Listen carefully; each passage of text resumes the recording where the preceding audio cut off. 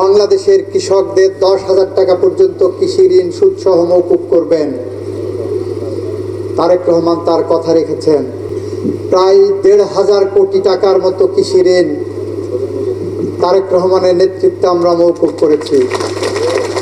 বাংলাদেশের প্রতিটি ঘরে ঘরে অর্থ, আপনি বিএনপি করেন না করেন, আপনি আমাকে ভোট দেন না দেন, আপনি শুধু বাংলাদেশের নাগরিক হলেই হবে, আপনি বাংলাদেশে বসবাস করলেই হবে, আপনি ফ্যামিলি কার্ড পাওয়ার উপযুক্ত হলেই হবে, আপনাকে আমরা ফ্যামিলি কার্ড পৌঁছে দেব। এটা আমাদের প্রতিশ্রুতি। প্রিয় উপস্থিতি, আমরা কথা দিয়েছিলাম ক্ষমতায় গেলে আমাদের দুর্দশাগ্রস্ত ইমাম, মুয়াজ্জিন, পুরোহিত, সেবক যারা মাসে কোনো বেতন ভাতাদি পান না, বিএনপি ক্ষমতায় গেলে তাদেরকে মাসিক বেতন বা ভাতাদির আওতায় আনা হবে। আমরা আমাদের কথা রেখেছি। গতকাল আমাদের মাননীয় প্রধানমন্ত্রী ইমাম, মুয়াজ্জিন, পুরোহিত, সেবক, পাদ্রী সবার জন্য সেই কর্মসূচির উদ্বোধন করেছেন। প্রিয় উপস্থিতি,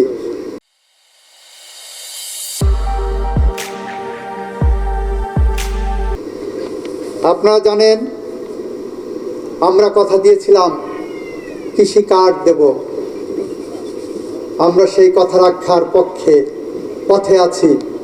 আশা করছি পহেলা বৈশাখে বাংলাদেশের কৃষকরা কৃষি কার্ডের আলোর মুখ দেখবেন। দাগ এখনো মুছে যায়নি।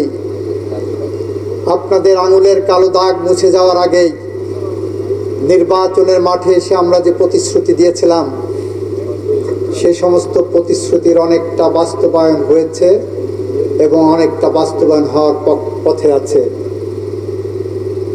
তারেক রহমান কথা দিয়েছিলেন ক্ষমতায় এসে, বিএনপি ক্ষমতায় আসলে বাংলাদেশের কৃষকদের 10,000 টাকা পর্যন্ত কৃষি ঋণ সুদসহ মওকুফ করবেন। তারেক রহমান তার কথা রেখেছেন। আমাদের ক্যাবিনেট মিটিংয়ের প্রথম বৈঠকে প্রায় 1,500 কোটি টাকার মতো কৃষি ঋণ তারেক রহমানের নেতৃত্বে আমরা মওকুফ করেছি। আমরা শুধু নির্বাচনের আগে এসে কথার ফুলঝুরি ছড়াইনি। আমরা নির্বাচনের মাঠে এসে বলেছিলাম বিএনপি ক্ষমতায় গেলে ফ্যামিলি কার্ড ইস্যু করা হবে প্রতিটি পরিবারের জন্য। বাংলাদেশে 4 কোটি পরিবার আছে। আমরা পাইলট প্রজেক্ট হিসাবে প্রায় 38,000 পরিবারকে ফ্যামিলি কার্ড ইস্যু করেছি।